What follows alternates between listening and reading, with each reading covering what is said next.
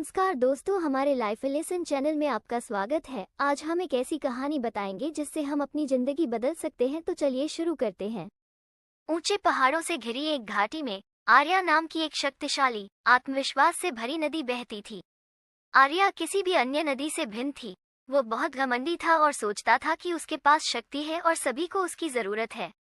उसका पानी साफ था, उसका प्रवाह तेज था और उसकी आवाज तेज थी।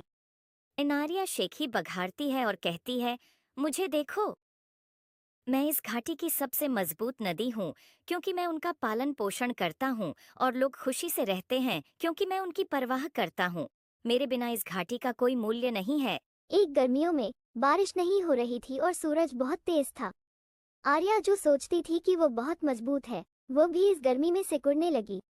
इस बार उसका प्रवाह और आवाज नर्म हो गई। इस जरूरत के समय में पेड़ों ने नमी पाने के लिए अपनी जड़ें और गहरी फैला दी और इसे अपने पड़ोसियों के साथ साझा किया।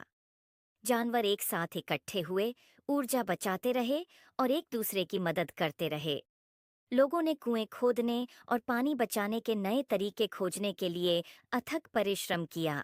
आर्या ने आश्चर्य से देखा, अपनी कमजोर स्थिति के बावजूद घाटी ने जीवित रहने और एक दूसरे का समर्थन करने के तरीके खोज लिए। धीरे धीरे वह समझने लगी, ये सिर्फ उसकी ताकत नहीं थी जिसने घाटी को बनाए रखा, बल्कि इसके सभी निवासियों का सामूहिक प्रयास और लचीलापन था। जब बारिश आखिरकार लौटी तो आर्या एक बार फिर शक्तिशाली धारा के साथ बह निकली, लेकिन इस बार उसकी आवाज अलग थी। वह अब अपनी ताकत के बारे में घमंड नहीं करती थी। इसके बजाय वह शालीनता और विनम्रता से बहती थी, ऐसे जीवंत और लचीले समुदाय का हिस्सा होने के लिए आभारी थी। तब से आर्या के पानी ने घाटी को एक नई समझ के साथ पोषित किया। वह अभी भी मजबूत और जीवंत थी, लेकिन अब वह अपने आसपास के सभी लोगों के योगदान की सराहना करती थी। घाटी पहले से कहीं अधिक फल फूल रही थी, जिसके केंद्र में आर्या का विनम्र प्रवाह था।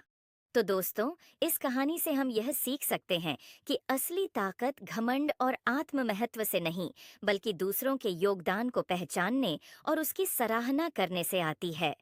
एकजुट होकर काम करने से सबसे बड़ी सफलता और खुशी मिलती है। दोस्तों, अगर आपको हमारी कहानियाँ पसंद आती है तो लाइक करें, कमेंट करें और हमारे चैनल को सब्सक्राइब करें और हमारे साथ बने रहे। आने वाले दिनों में हम आपके लिए और भी अच्छी कहानियाँ लाएंगे।